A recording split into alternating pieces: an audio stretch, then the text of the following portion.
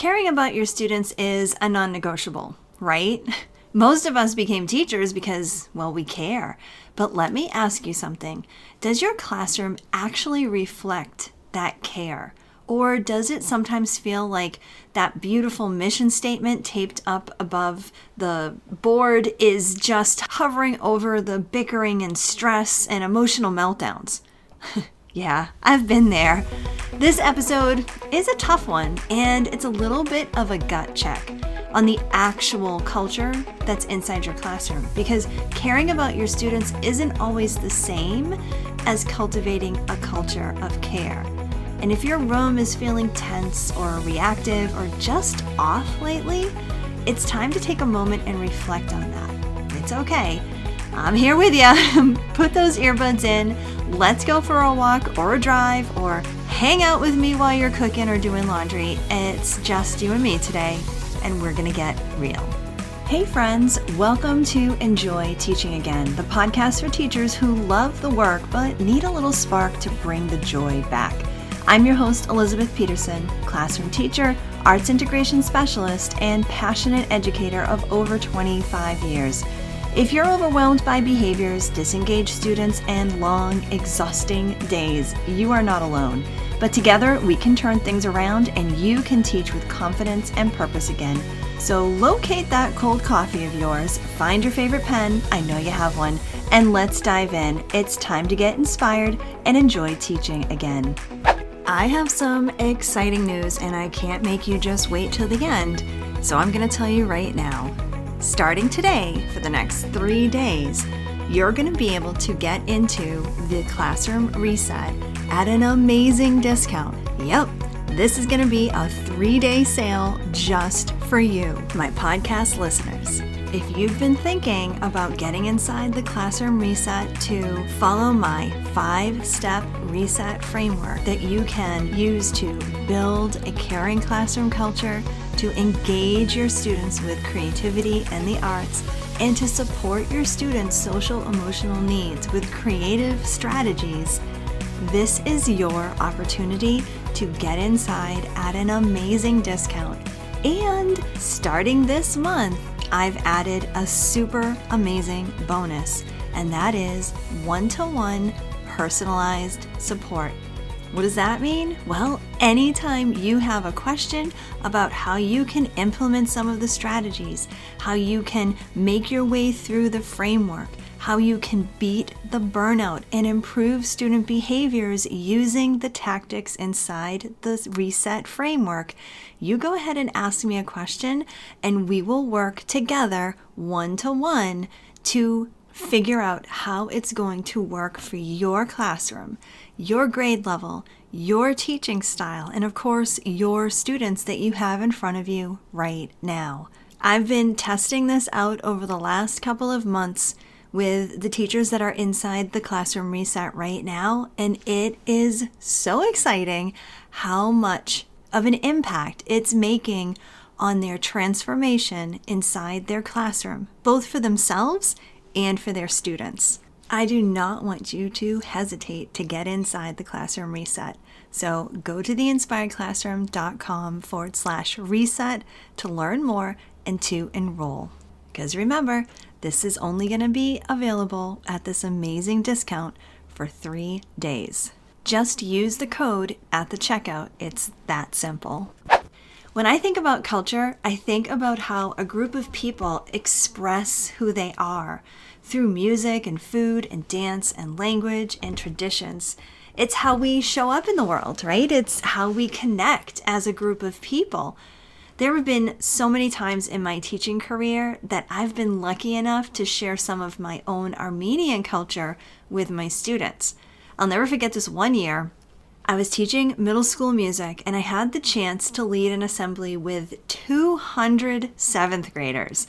I wore traditional clothes, I played some upbeat kef music, and taught them how to do the bard, a basic Armenian line dance. And then we did it. We filled the gym with laughter and movement and, oh my gosh, joy. Everyone was dancing and smiling, even the too cool for school kids. It was so much fun. That was me sharing my culture with them. But here's the thing I want you to think about. As teachers, we also have this incredible opportunity to create a culture within our classrooms. And it's not just about the cute posters on the walls or the list of class rules that we go over the first week of school. It goes way deeper than that. Real culture, it's felt, right? It's emotional. It's the vibe. It's what your students feel when they walk through your classroom door. Are they smiling and curious, or are they shutting down, scanning for exits, or already bracing for another tough day? Here's the truth. Culture isn't what we say it is. It's what our students actually experience. And that's what we're diving into today. What it really means to build a caring culture inside your classroom. As teachers, we want our classrooms to feel safe, supportive, and inclusive. We want students to take risks. We want them to feel seen and know that they belong. And most of us, especially the teachers I work with, and I'm sure this includes you, we really do care about our students. We come in each day with big hearts, good intentions, and a desire to make a difference. But we can't just wish that kind of classroom culture into existence. We have to work on building it. Just like a country's culture is built over generations through shared experiences and traditions, language and time, your classroom culture is created moment by moment, day by day. It's not a one and done lesson plan that you do that's hands-on and fun. It's not just an activity that spreads kindness. It's something that you actively build, sometimes in big ways, but often in quiet and subtle ways as well. So even though we may feel like we're cultivating a caring environment because that's what we carry in our heart and in our mind, it's possible that your students aren't actually experiencing it that way. And that can be a tough pill to swallow. It's one that I've had to swallow myself a few times. So let's talk about what that can look like. So maybe there's a student in your class who's super quiet. They never raise their hand. They whisper when they're in small groups. They seem to float through the day and just go unnoticed. And it's easy to think, well, they're just shy, or that's just their personality. Or maybe there's a student who doesn't seem to get along with anybody. They don't get picked for groups. They don't have a partner. And you might assume, well, that's just the way it is for them. Or they haven't really tried to make friends. But here's the truth. If a student doesn't feel like they belong, that's not their problem. It's actually ours. Ugh, that one hurt, right? I told you we were going to get a little real today. But here's the good news, and that is that we can do something to help solve that. Because the culture of our classroom isn't about the average experience. It's about whether each and every student feels safe and seen and supported. And that takes intention. It takes reflection, and that's what we're going to do next. Now, I have 3 things I want you to consider to test out your classroom culture. All right, these are 3 areas that can give you a real clue into how your classroom culture really feels. And it's going to take some honest reflection. So if you want, grab a journal or just open up a notes app, or hey, just pause the episode after each question. And I just want you to think. But I really want to give you the opportunity to do this with me. So here we go. All right. First question I want you to ask, do your students know each other's names? All of them. This is something I used to take for granted. Many of your students probably have been together for years. But one time, I remember I did a name game for myself to know the kids' names at the beginning of a school year. And I quickly realized that there were students who simply didn't know each other's names. So I would love for you to think about testing this out in your classroom, okay? For this, you can do the 7-Up test. Do you remember the 7-Up game? It's when you have your class put their heads down and thumbs up, and then 7 kids, or sometimes I do this with only 5 kids, they go out and they tap a classmate's thumb so that they choose them, and then the chosen students need to guess who tapped their thumb. I remember playing this myself in elementary school. Oh my gosh, it was such a hit back then, and it continues to be a hit today. Let me just tell you. So there have been a couple of times when I've had a few minutes to spare at the end of the day, and so my students opted to play 7-Up, or in my case, like I said, we usually do 5-Up. Well, I noticed that many of the students couldn't name the kid that they thought tapped their thumb. They struggled. They struggled as they tried to choose a student from the lineup in the front of the room, and instead they would point awkwardly and shyly, and they didn't know exactly what to do, right? And this was in the springtime after my students had been together for months. It was such an eye-opener for me. So consider doing the 7-Up test in your classroom to really test out if your students know each other's names, all of them. All right, the second question I want you to consider is, do your students have classmates that they can easily work with? Or do some of your students still struggle to find a partner? Now, chances are you have some of these students in your classroom, but wouldn't it be amazing if you could create a classroom culture where none of your students have this issue? Now, this is something I am so proud of. I can honestly say that when I allow students to make groups in my classroom, my 5th grade classroom, I can count on them to include everyone. I always prep them ahead of time, and I remind them that I'll be looking to make sure everyone is being kind and making sure everyone has someone to work with. We even have a saying where when you notice someone is looking for a partner, you can say, "Hey, come join us." It's definitely become part of the culture inside my classroom so that no one feels left out and everybody has someone to work with. And here's the third question I want you to consider when you want to think about cultivating a culture of care in your classroom. All right, here it is. Do your students believe that mistakes are part of learning, or are they afraid to take risks? The thing with this is that there will always be students that are afraid to make mistakes, but you have the opportunity to show them that wrong answers are a path to new learning, that mistakes are not as important as the effort and the intention behind the work that they are doing. Now, you probably know it's safe to make mistakes, but the question is, are you helping to create a classroom culture where your students understand that as well? And that culture of care isn't built by eliminating the fear of mistakes. Instead, it's built by consistently showing students that mistakes are how learning begins. These are some powerful questions to consider when you're thinking about your caring classroom culture, right? And I just love going through these types of questions with teachers because they can really open the door to transformation, not just for your students, but for you too. This is the kind of work that we do inside the Classroom Reset, my teacher-centered online course that's designed to help you improve student behaviors and actually enjoy walking into your classroom again. One of the very first modules is all about creating a caring classroom culture. And I mean really building it with intention and consistency. And we go deeper into the kinds of questions we just explored, and then I give you specific creative strategies that make a real difference in building trust with your students and creating safe emotional spaces and weaving in simple arts-based activities that help your classroom feel calm and connected and, of course, caring.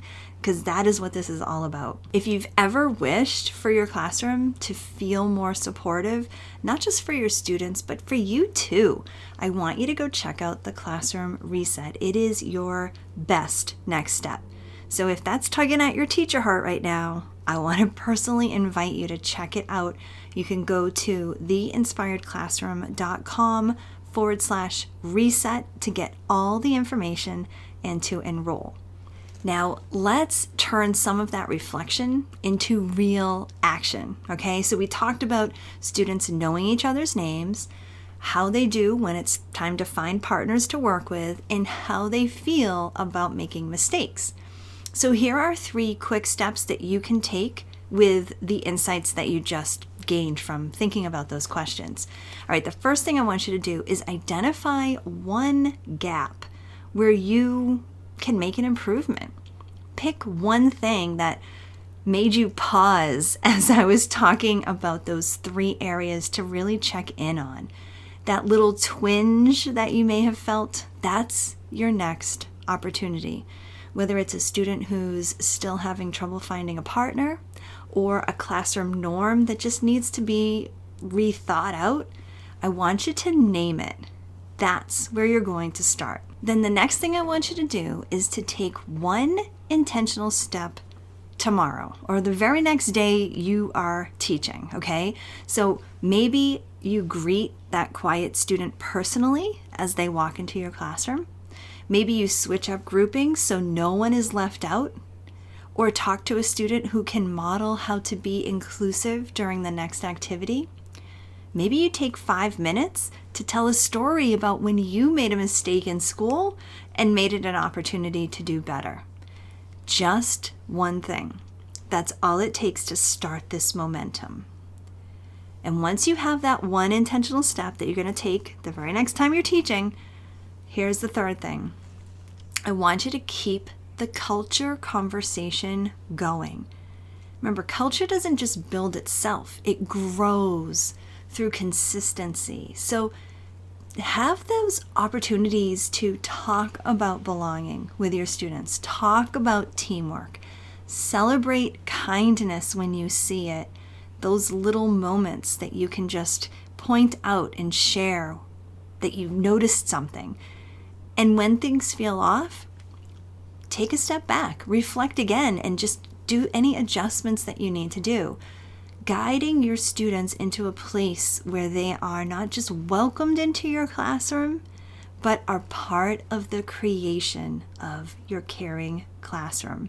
Listen, I know what it's like to walk into a classroom and feel that something's just off. Like you don't truly enjoy being there, right? The kids may or may not be following the rules. The lessons are probably moving along the way that they're supposed to, but the vibe, it's just, maybe it's tense, maybe it's disconnected, maybe you feel like you're constantly managing these little behaviors or trying to make things work just right inside your classroom. And by the end of the day, you're drained and questioning if this is really how it's supposed to feel. Man, I've been there, and I also know that there's a better way, and that's why I created the Classroom Reset. It's a teacher-centered, personalized program that helps you create a classroom culture that feels good to walk into each morning. One where students feel safe, they feel connected, they actually want to be there, and you do too. And for the next 3 days, I'm having a sale that you won't want to miss. And you can get all the details at theinspiredclassroom.com/reset. This isn't another thing to pile on top of everything else you're doing.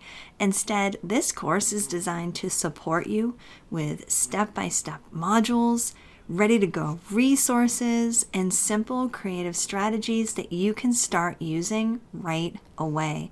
You can go at your own pace, work through the framework, and you'll have personalized support along the way. If you're tired of putting out behavior fires, if your classroom's feeling off and you can't quite put your finger on why, if you care deeply about your students but feel like you're missing something, that's a sign that it's time to hit the reset. And you don't have to figure this out all on your own, because inside the Classroom Reset, I will walk you through my entire 5-step reset framework where you're going to reflect, you're going to reconnect, and rebuild a classroom that really works for you. One of the very first things we do is focus on creating a caring classroom culture. So your classroom becomes that calm and creative and connected space that you've been craving, and your students have as well. Because here's the truth, you already are doing so much. You care, you show up, you want what's best for your students, but you deserve some support too. And starting this month, I'm including personalized support for all the teachers inside the Classroom Reset. That means when you have a question, you email it to me, you share it with me, and I will answer you personally so that your needs are met for your classroom and your students. And during these 3 days, you can get an amazing discount. Check out the information inside the show notes and head to theinspiredclassroom.com/reset to get yourself enrolled. Let's establish a caring classroom culture that feels amazing. I hope this episode inspired you, encouraged you, or gave you a fresh idea to try. And if so, I would love for you to take a screenshot and text it to one of your teaching buddies. I'm so grateful that you landed here with me today, and it would mean the world to me if you would leave me a review over on Apple Podcast. Thanks so much for being here, and I'll catch you on the next episode. This is Elizabeth Peterson reminding you to get inspired so you can be inspiring to your students and enjoy teaching again.